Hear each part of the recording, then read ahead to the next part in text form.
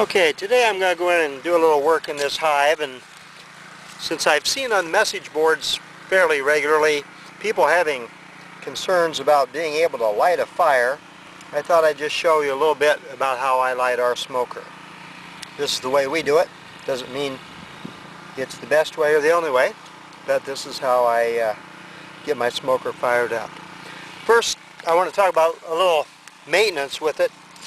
I hate getting a good fire going in the smoker and then not be able to close it because the carbon build up along the edge. So I just use my hive tool regularly, scrape inside the edge of the lid, both there, and then make sure it's also clear around the outside of the bottom of the smoker. So when I go to close it, when I get a good fire going in there, I don't have any difficulty. Okay? I always start with a little newspaper. Take about a half a sheet of newspaper. Crumple it up.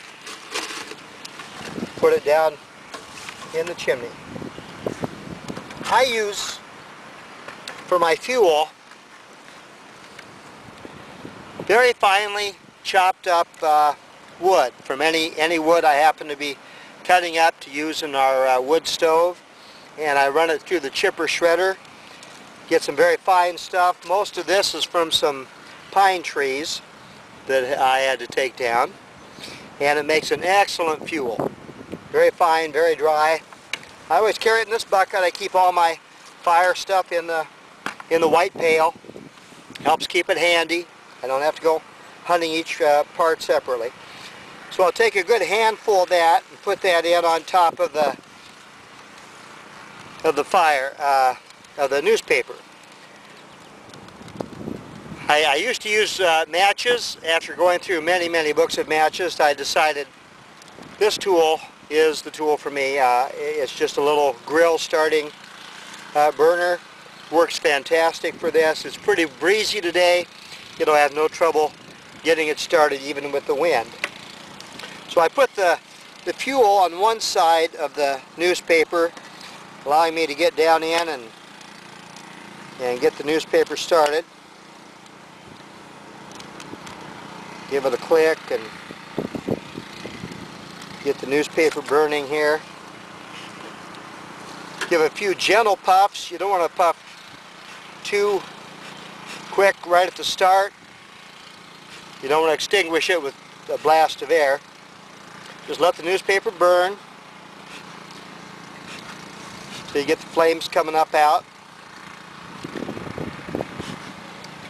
Starts burning a little bit, then you can be a little more aggressive with giving it some puffs of air.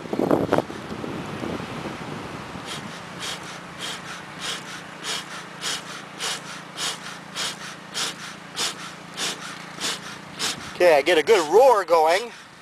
You have to be careful because I've scorched the hair off my fingers doing this.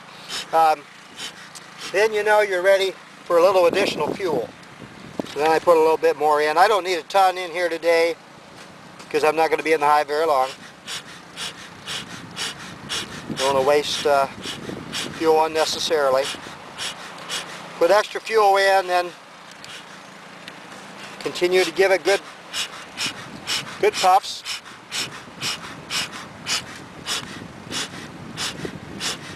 So you get a good head of smoke coming up. Okay, then the final thing I'll do, I would add more if I were going to be in there for a long time. I'd fill it up and work it down with my hive tool, pack it in, continue to add puffs as we're going. And then our mentor at our beekeeping class that we took some years back said he always likes to take a little green grass and put it on top. Sort of makes for a little cooler smoke.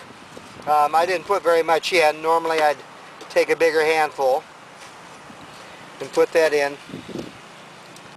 Close it up, give it a couple reassuring puffs, and you're ready to go.